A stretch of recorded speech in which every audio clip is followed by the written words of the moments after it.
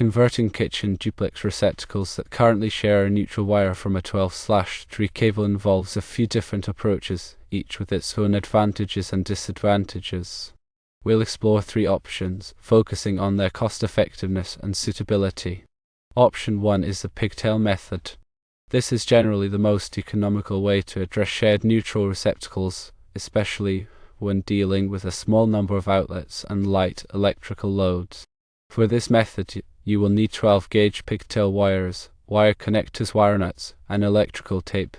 Firstly, always disconnect the power to the affected circuit at the breaker panel. This is paramount for safety. Secondly, remove the faceplates and outlet covers from the receptacles you'll be working on.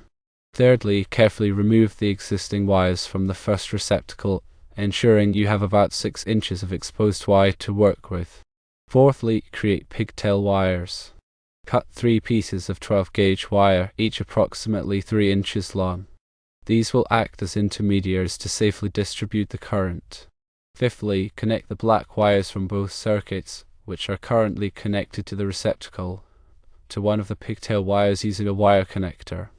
Ensure the connection is secure and the wire connector is properly tightened.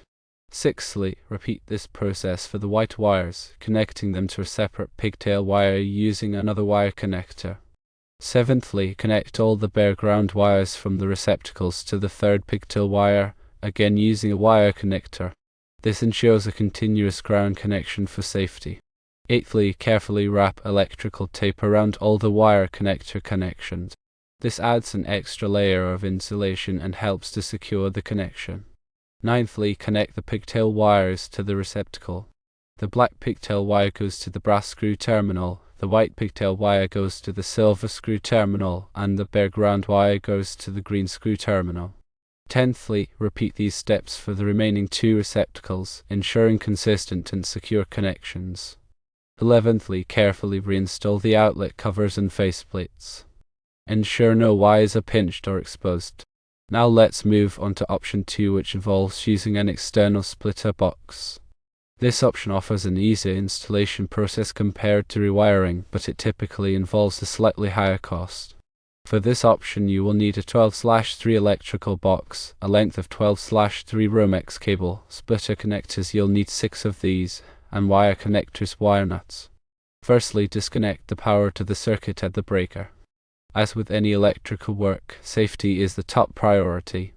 Secondly, mount the 12/3 electrical box on the wall in a convenient location adjacent to the receptacles. Choose a location that allows easy access and minimizes the visibility of the box.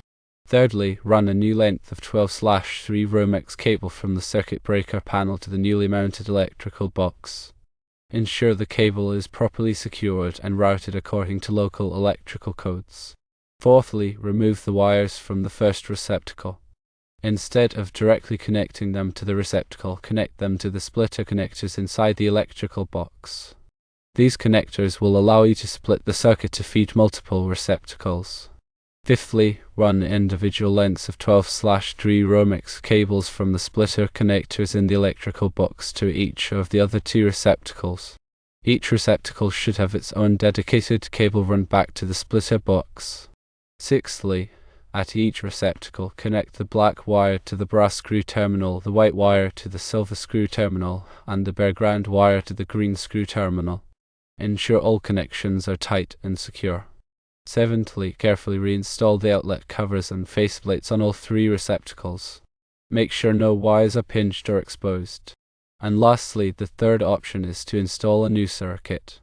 While this approach provides the best long-term solution, especially for handling larger loads and multiple outlets, it represents the most expensive and labor-intensive option. For this new circuit option, you will need new 12/2 Romex cable, a 15 amps or 20 amps circuit breaker that is compatible with your electrical panel, and available space in your circuit panel. Firstly, disconnect the power to the existing circuit you'll be replacing. Safety always comes first. Secondly, run a new length of 12/2 Romex cable from the circuit panel to each receptacle location. Each receptacle will have its own dedicated cable run back to the panel. Thirdly, install a new 15 amps or 20 amp circuit breaker in the circuit panel. The amperage of the breaker should be appropriate for the load you anticipate on the circuit. Fourthly, at each receptacle, connect the black wire from the new Romex cable to the brass screw terminal, the white wire to the silver screw terminal, and the big round wire to the green screw terminal. Ensure all connections are secure and properly tightened. Fifthly, carefully reinstall the outlet covers and faceplates on all three receptacles, making sure no wires are pinched or exposed. When deciding which of these options to implement, carefully consider several factors. If you're primarily concerned with cost and have a limited number of outlets with light electrical loads, the pigtail method, option 1, presents the most economical solution. For those who prioritize ease of installation and are willing to invest slightly more, option 2, the external splitter box, offers a simpler alternative. However, if you anticipate heavy electrical loads or require multiple outlets, option 3, installing a new circuit, provides the optimal solution, albeit at a higher cost due to increased labor and material requirements. Always consult local electrical codes and regulations, and if you are not comfortable performing electrical work, it is always best to consult with a qualified electrician.